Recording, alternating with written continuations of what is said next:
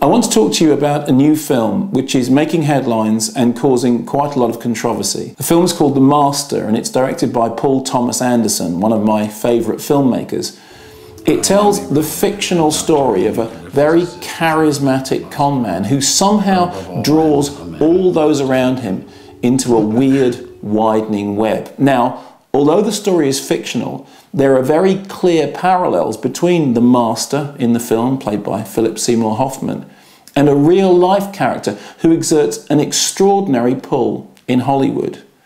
A character who somehow draws people towards him, despite the fact that for many he is seen as repugnant and revolting. Somebody who inspires such devotion in his followers that he has almost attained cult-like status, and someone who has become such an integral part of the Hollywood network that very few are willing to speak out against him. I'm talking, of course, about Adam Sandler. Look at the parallels. In the film, Philip Seymour Hoffman's The Master is somebody who has no actual talent and yet manages to convince everyone around him that he's some kind of genius. He's overpowering.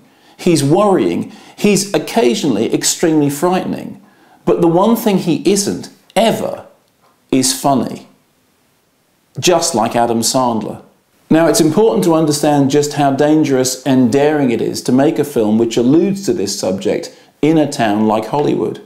Because everywhere you look in Hollywood, the success or otherwise of someone's career is often defined by their relationship to Adam Sandler. Wherever you look, you can see evidence of people doing extremely well, despite the fact that no one actually likes them because of their connection to Sandler. How else do you explain Rob Schneider? Of course, Paul Thomas Anderson has first-hand experience of working with Adam Sandler. In Punch Drunk Love, he cast him as a young man in the throes of psychotic love. He's weird, he's strange, he's dangerous, he's violent. He's clearly the inspiration for The Master. It's significant also that before showing The Master to general audiences or indeed the press, Paul Thomas Anderson arranged a special screening for his close friend Tom Cruise. In 2008, Tom Cruise publicly bowed down at the altar of Adam Sandler. A coincidence?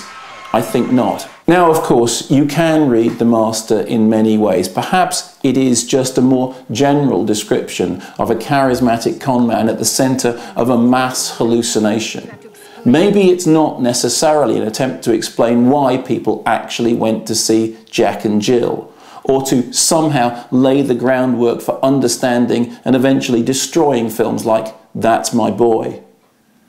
See The Master and decide for yourself. Can you ignore the whiff of Sandlertology?